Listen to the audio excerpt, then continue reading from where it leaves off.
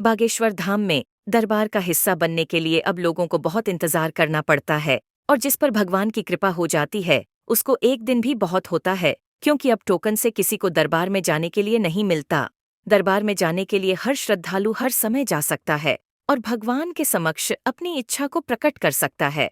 और अगर भगवान की कृपा रही तो बिना किसी के कहे उनकी अर्जी स्वीकार हो जाएगी और धीरेन्द्र कृष्ण शास्त्री, जो कि बागेश्वर धाम के प्रमुख हैं, उनके द्वारा बुला लिया जाएगा।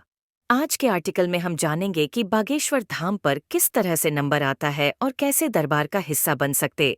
टोकन की समस्या हुई खत्म। बागेश्वर धाम पर पहले टोकन लेना पड़ता था, इसके बाद ही दरबार में जाने के लिए मिलता था और यह टोकन मिलने में कभी किसी को बहुत परेशानी जाती थी और किसी किसी को बहुत ही आसानी से मिल जाता था।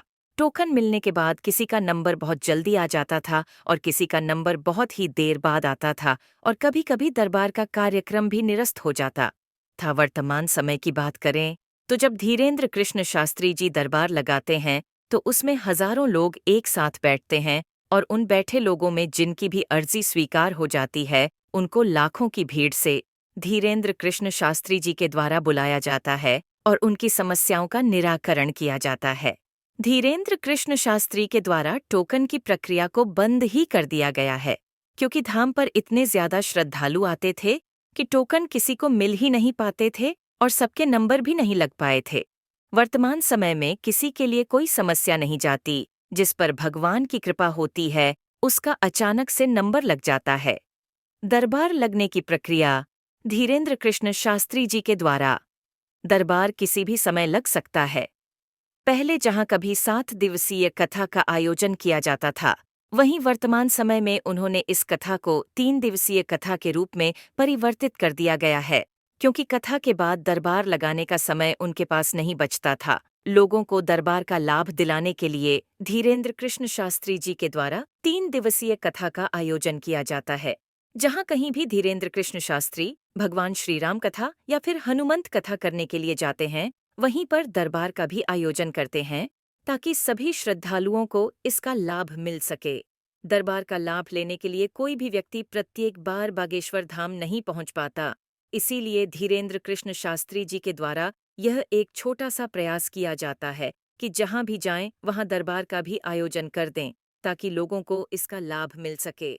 साथ ही टोकन व्यवस्था खत्म होने में बाद धोखाधड़ी भी खत्म हो गई है, क्योंकि पहले बहुत से लोग टोकन लेने के चक्कर में ठगी का शिकार बन जाते थे, लेकिन अब ऐसा बिल्कुल नहीं हो रहा है। माने तो खत्म हो गया। नमस्कार दोस्तों, जय श्री राम, जय श्री बागेश्वर धाम। तो आज की वीडियो में हम बात करेंगे आखिर बागेश्वर धाम पर आरजू कैसे बांधी जाती है, साथ ही कौन से नियम का पालन करना चाहिए और किस मंत्र का हमें जाप करना होगा। दोस्तों, कहा जाता है कि परमात्मा सबके मन में बसते हैं। परमात्मा को सबके मन की बात पता होती है। दोस्तों, बागेश्वर धाम की परिक्रमा लगाते समय लोग इस मंत्र का जाप करते हैं और अपनी मनोकामनाओं को अप्रत्यक्ष रूप से बालाजी महाराज के समकक्ष रखते हैं। बागेश्वर धाम में आने वाले श्रद्धालु जो लोग अर्जी बांधते हैं, अर्जी बांधने से पहले इस मंत्र का जाप किया जाता है और सन्यासी बाबा को याद करके अर्जी बांधी जाती है। अर्जी बांधने के लिए एक लाल कपड़े में नारियल बांधा जाता है। अपनी मनोकामना को और अपनी समस्याओं को प्रभु के समकक्ष रखकर नारियल बांध दिया जाता है। बालाजी महाराज की ऐसी कृपा होती है कि बागेश्वर धाम में आने वाले प्रत्येक श्रद्धालु की हर मनोकामना अवश्य पूरी होती है। ऐसे मंत्र का जाप करने के साथ साथ सन्यासी बाबा की जय बोलना और बालाजी महाराज की जय बोलना आवश्यक होता है। इस मंत्र का जाप आप अपने घर पर भी कर सकते हैं और बालाजी महाराज की पूजा करते समय याद कर सकते हैं कि आपके घर में अर्जी कैसे बांधनी है और कब बांध सकते हैं।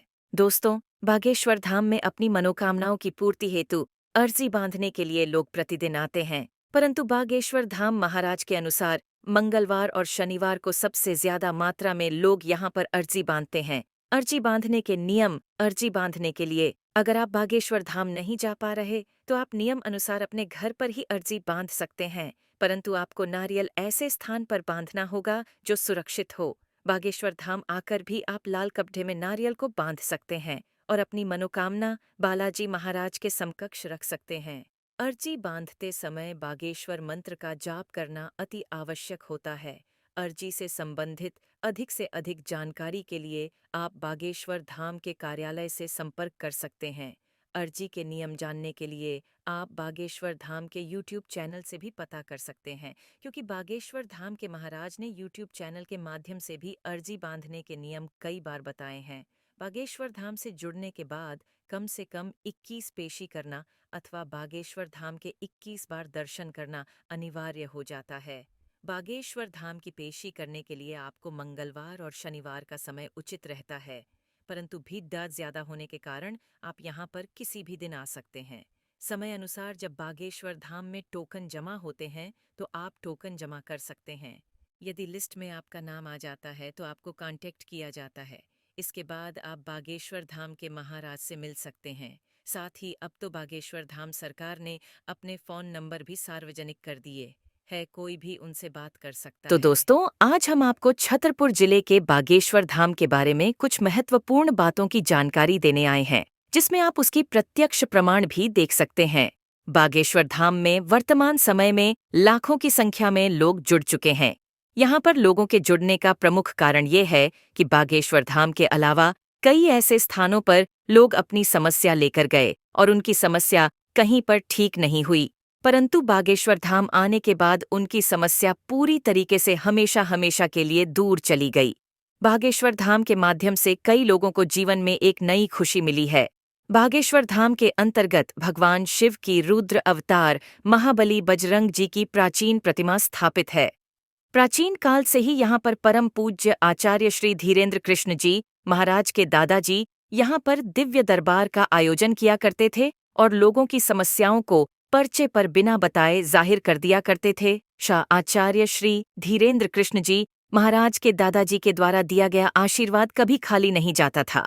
ठीक उसी प्रकार आज उनके परम सत्य धीरेन्द्र कृष्ण जी महाराज के द्वारा दिया गया आशीर्वाद भी खाली नहीं जाता।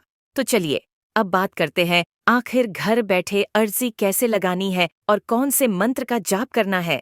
तो सबसे पहले आपको अपना नारियल लेना है और इस मंत्र का जाप करना है।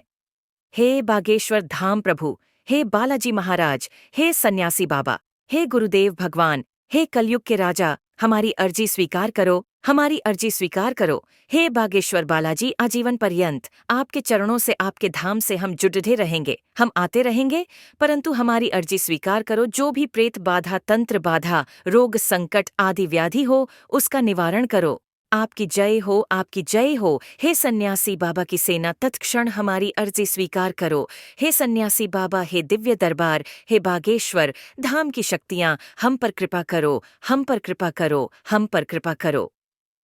इस मंत्र को बोलने के बाद आपकी जो भी अर्जी हो, 2 या 3 प्रश्न बोल दें। जिन भक्तों का पर्चा नहीं बन पाया है, इस प्रयोग को आप लोग करेंगे और मंगल की पेशी करेंगे। महीने में 1 बार, 2 महीने में 1 बार, 5 महीने में, 6 महीने में 1 बार, साल भर में 1 बार धाम पर जाकर पेशी कर सकते हैं।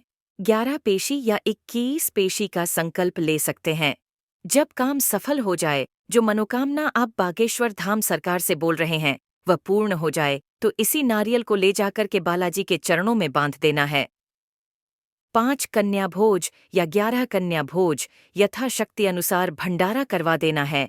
इसमें कोई संदेह नहीं कि काम सफल ना हो, काम सफल जरूर होगा। और हाँ, इस उपाय को करने के साथ साथ पर्चा बनवाने का भी पूरा प्रयास करें, क्योंकि यदि आपकी अर्जी लग जाएगी तो आपकी समस्या का निवारण स्पष्ट और सार्थक भी हो जाएगा।